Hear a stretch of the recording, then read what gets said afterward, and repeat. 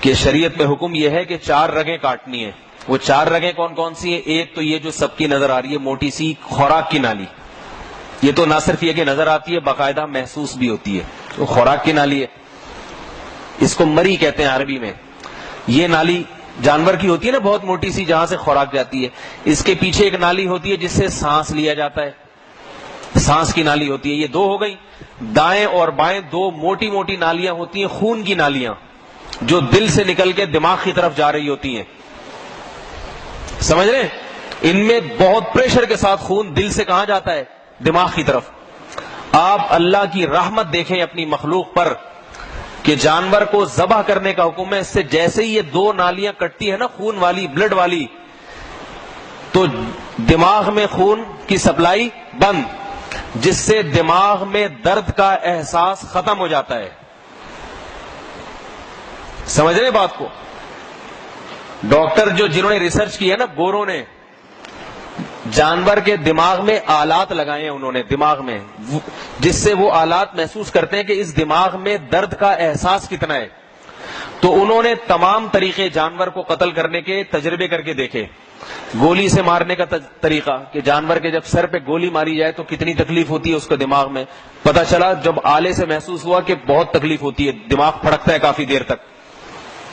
اور مختلف طریقے, بجلی کے جھٹکے. جب مسلمانوں کے طریقے کے مطابق ذبح کر کے دیکھا تو رپورٹ جو بنی وہ یہ کہ 1 سیکنڈ کی بھی تکلیف نہیں ہوتی. کیوں؟ اس کی وجہ کیا ہے؟ اس لیے کہ جب بھی ہمیں کوئی درد ہوتا ہے نا تو 3 سے 4 سیکنڈ لگتے ہیں اس درد کو محسوس کرنے میں. بھائی آپ کو ہاتھ پہ اگر چوٹ لگے نا تو فوراً محسوس نہیں ہوتا, 3-4 سیکنڈ بعد دماغ تک پیغام پہنچتا ہے اور دماغ کو تکلیف کا احساس.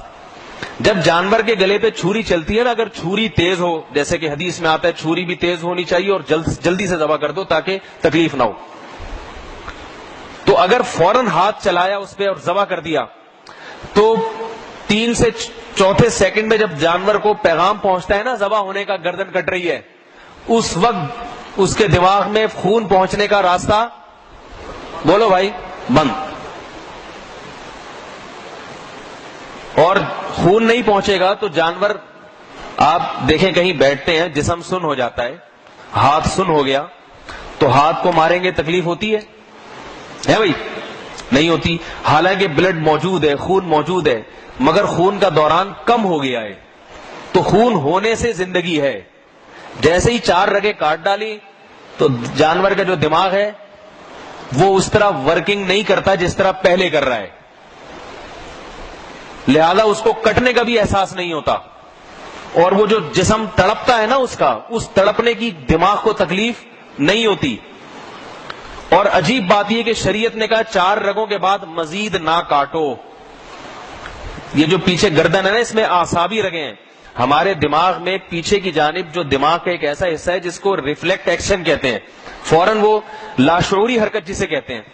دیکھو آپ سو رہے ہو, سوتے ہوئے کوئی آپ کے ہاتھ پہ استری لا کے رکھ دے, لاشعوری طور پر آپ اپنا ہاتھ خود ہی کھینچ لیں گے, حالانکہ آپ کو پتا بھی نہیں چلے گا.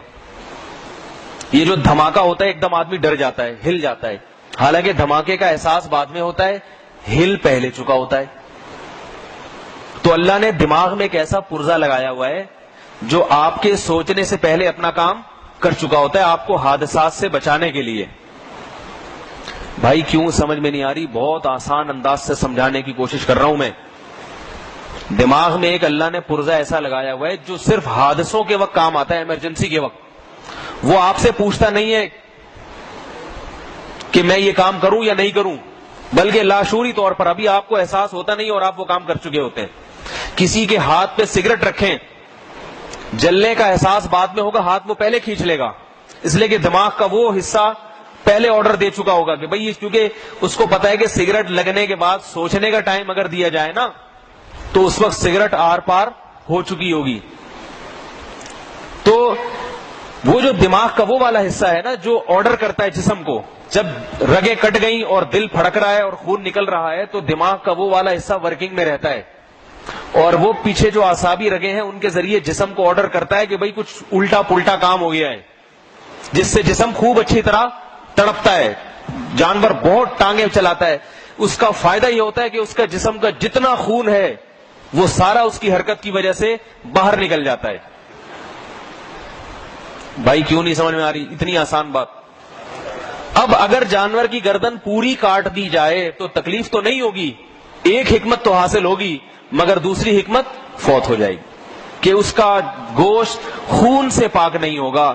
شریعت نے ایسا حکم دیا کہ تکلیف بھی کم سے کم ہو، یا تو بالکل ہی نہ ہو یا کم سے کم ہو، اور اس کا گوشت بھی ناپاک اور گندے خون سے صاف ستھرا ہو جائے. سمجھ رہے بات کو؟ اس لیے یورپ میں بھی آج کل اسی پر ریسرچ ہو رہی ہے کہ جانور کو ذبح کر کے ہی کھانا چاہیے.